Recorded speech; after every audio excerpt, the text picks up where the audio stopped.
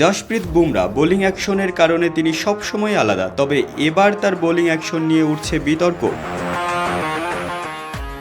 পার্থ টেস্টে অসাধারণ পারফর্ম করে বোর্ডার গাভাস্কার ট্রফিতে অস্ট্রেলিয়ার ব্যাটিং লাইন আপ ধসিয়ে দিয়েছেন বুমরা।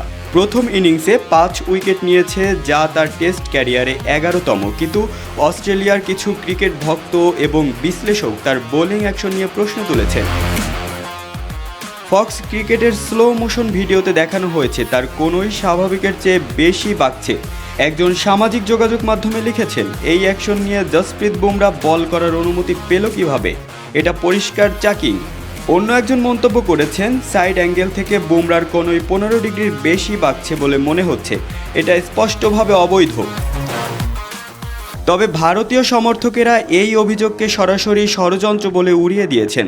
তাদের মতে বুমরার অপ্রচলিত অ্যাকশনের কারণেই অস্ট্রেলিয়ার ব্যাটসম্যানরা সমস্যায় পড়েছেন এবং এটি মোকাবেলা করতে না পেরে তারা এই ধরনের অভিযোগ তুলেছেন। বুমরার অ্যাকশনের বৈধতা নিয়ে এর আগেও আলোচনা হয়েছে, তবে আইসিসির নিয়ম অনুযায়ী বল ছাড়ার সময় কোনোই 15 ডিগ্রির বেশি বাঁকলে তা অবৈধ। অথচ বুমরার বোলিং অ্যাকশন কখনো আম্পায়ারদের সন্দেহভাজন তালিকায় ওঠেনি। বুমরা তার পারফরমেন্স দিয়ে বারবার প্রমাণ করেছেন তিনি শুধু ভারত নন, গোটা ক্রিকেট বিশ্বের অন্যতম সেরা। তাই এ অভিযোগ কি নেহাতি হারের অজুহাত, নাকি এর পেছনে লুকিয়ে আছে অন্য কোনো উদ্দেশ্য? সময়ই বলে দেবে।